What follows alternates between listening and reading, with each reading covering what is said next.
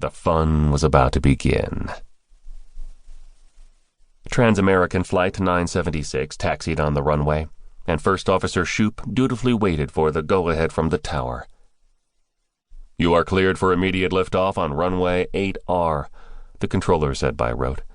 "On departure, fly heading 140. The runway was on a reef that pointed at the resorts along Waikiki, so the controllers always ordered departing planes, no matter where they were bound, to immediately head south to avoid buzzing the beach and destroying the tropical tranquility for the tourists. "Roger.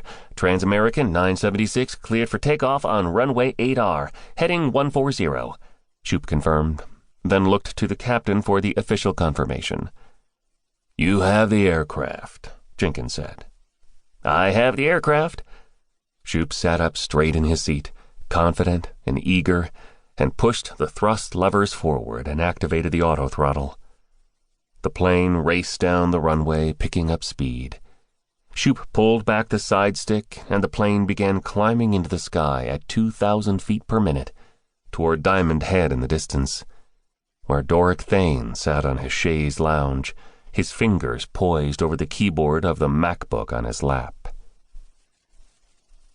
The assassin tapped a few keys, initiating the autopilot on his cockpit console, stopping the climb and changing the flight's heading to 090. He was in control of the flight. The cockpit crew was as powerless as the passengers now. They might as well order a drink, eat some peanuts, and enjoy the ride.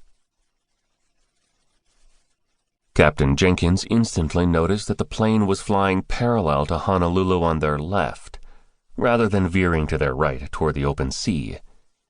But that wasn't all that was wrong. The altimeter showed them leveling off at 1,200 feet, when they should have been climbing.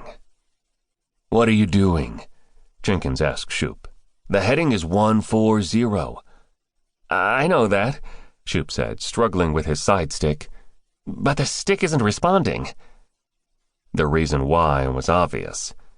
The captain saw that the green autopilot light was lit up on the instrument panel, indicating that the system had been activated. He sighed with irritation at the kid's carelessness. "That's because you accidentally engaged the autopilot." Chagrined, Shoup pressed the autopilot button on his side stick to disengage the system. But the light stayed on. He shot the captain a frightened look. "It won't turn off." "Trans-American 976, turn immediately to 140. The controller yelled into his ear, some life in his voice now. "You have leveled off. I repeat, turn to 140. Jenkins grasped his side stick and hit the disconnect button, but the autopilot didn't disengage, and his side stick wouldn't respond either. He didn't make any sense. He felt his heart drop into his stomach like a sandbag. Thane saw the plane in the distance, heading his way like an obedient dog returning to its master. He typed in a new heading, 010 degrees. The captain and the first officer were both pulling hard on their side sticks, desperate to get a response, when the aircraft inexplicably turned east, toward the high-rise hotels of Waikiki, and began a fast, steady descent. The action meant more to Jenkins than an unexpected and terrifying navigational change. It was the cold touch of an unseen hand. "Tell the tower we have an emergency," Jenkins ordered Shoup, and continued to hit the autopilot button while he wrestled with the side stick. "I have the aircraft."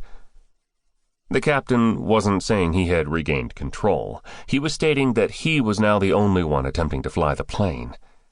This acknowledgement prevented two people from trying to fly the plane at the same time. But that was exactly what was happening. "Mayday! Mayday! Trans-American 976 is declaring an emergency," Shoup said, his voice cracking. "We are not in control of the aircraft." "But someone is," Jenkins said. Shoup looked at him, baffled. "What do you mean?" "We leveled off before the turn. That's a decision, not a computer glitch." The captain was right about that. The plane was heading straight for Waikiki.